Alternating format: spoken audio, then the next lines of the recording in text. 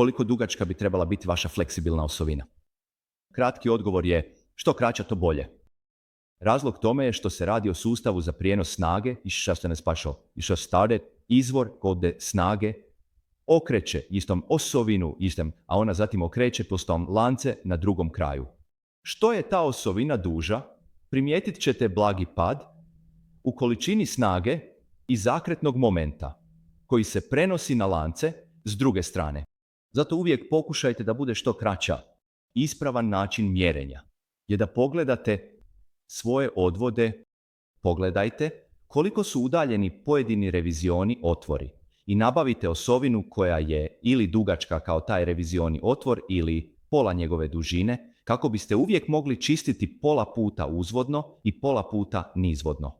Osim toga, najveći broj začepljenja uvijek se nalazi na najkraćoj udaljenosti. Dakle, kada birate svoju osovinu, uzmite to u obzir.